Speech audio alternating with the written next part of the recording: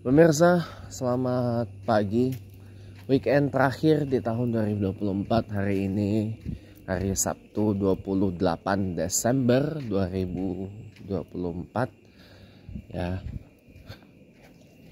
Sabtu terakhir di tahun 2024 ini ya, saya pengen ada sesuatu yang sebenarnya pengen saya share. Sudah begitu lama sekali ya pengen saya kasih tahu, tapi baru bisa ya sekarang gitu.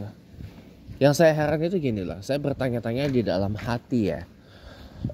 Kita ini kan sudah berada di era yang namanya era reformasi, yang terjadi sejak 21 Mei 1998 sampai sekarang. Total sudah 26 tahun dong, tahun depan sudah 27 tahun. Nah, tapi kok saya lihat ya, kok sebagian besar masyarakat Indonesia tuh seperti nggak tulus gitu loh dalam menerima kenyataan bahwa ya ini udah reformasi gitu loh. Kalau zaman dulu kan oke lah, untuk alasan keamanan negara, untuk alasan stabilitas nasional, ya kan. Kita nggak mengenal dengan apa yang namanya itu demokrasi, apa itu namanya human rights, hak asasi manusia, ya kan. Dan ternyata kementerian yang membidangi khusus HAM itu pertama kali dibentuk oleh Presiden Kiai Haji Abdurrahman Wahid, ya. Jadi Pak Natalius Pigai ini adalah Menteri HAM yang kedua dalam sejarah Republik ini, gitu loh. Nah, tapi kan hal ini menjadi laughing stock karena Presiden Prabowo Subianto pun masih punya kasus HAM yang melekat pada dirinya. Oke lah, mungkin tidak terdokumentasi oleh sumber-sumber Indonesia yang tahu sendirilah bagaimana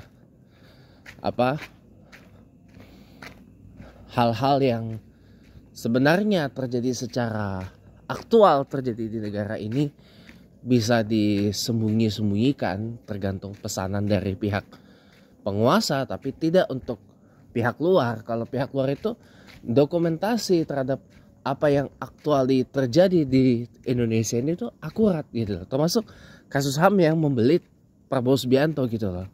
Kalau saya jadi presiden Indonesia suatu hari nanti, pasti Prabowo itu akan saya adili. Saya adili dan akan saya minta dokumen-dokumen, ya, bukti-bukti ya, yang bisa dijadikan fakta persidangan yang seharusnya dilakukan 26 atau 27 tahun yang lalu itu. Karena tidak terdokumentasi. Nah, kelemahannya kita ini adalah pembukuan aset-aset negara kita aja udah nggak ada, lewat gitu aja. Memang kelemahannya di bidang hal-hal yang menyangkut persoalan administrasi teknis gitu loh. Pembukuan aset negara, ya kan, sehingga aset-aset negara yang bisa kita optimalkan buat bekerja untuk menjadi sumber pendapatan negara yang utama juga gitu ya, selain dari ekspor hasil bumi dan seterusnya, itu lewat. Kemudian lewat lagi hasil, kemudian masalah ini lewat juga masalah pendokumentasian kasus HAM di masa yang lewat, Itlah Putu pun lewat juga, banyak gitu loh. Jadi makanya pasti saya akan minta gitu loh dokumentasi yang akurat, yang sahih gitu ya tentang kasus itu. Ya makanya kalau misalkan Menteri HAM dibentuk oleh Gus Dur, itu fine, karena Gus Dur itu tidak punya persoalan HAM di masa yang lalu. Kalau ini kan Menteri HAM dibentuk oleh presiden yang selama ini ada kasus pelanggaran HAM yang bisa saja disidangkan kalau dokumentasinya ada dan lengkap, bisa jadi fakta persidangan dan lumayan. Nah, jadi itu yang menjadi pertanyaan saya, kok sepertinya reformasi ini gak banyak yang ikhlas nerimanya gitu loh. Ketika Presiden Baharudin Yusuf Habibie itu B.J. Habibie meletakkan pondasi-pondasi demokrasi di negara Indonesia ini, kayak beliau sering disebut Bapak Demokrasi Indonesia. Lagi-lagi saya menemukan kok kita seperti nggak ikhlas gitu loh menerima kenyataan bahwa dalam demokrasi itu ada wajar yang namanya checks and balances, pengawasan dan penyeimbangan terhadap pemerintah. Kok jadi lebih berisik, jadi lebih riuh ruang publik ini, dan jadi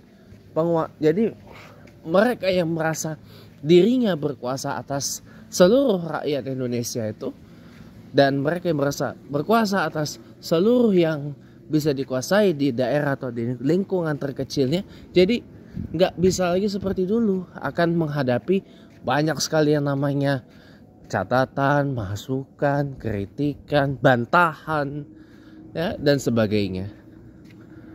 Nah, saya masih bertanya-tanya, kok kenapa gitu loh, kok kita ini sudah reformasi setengah hati, demokratisasi pun juga setengah hati gitu loh, ya.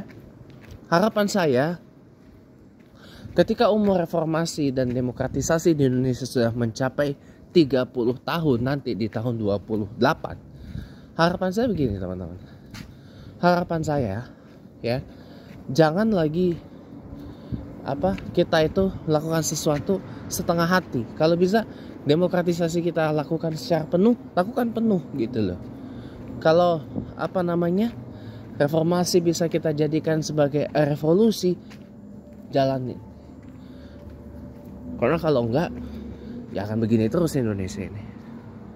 Ya, terima kasih, selamat pagi dan selamat berakhir pekan.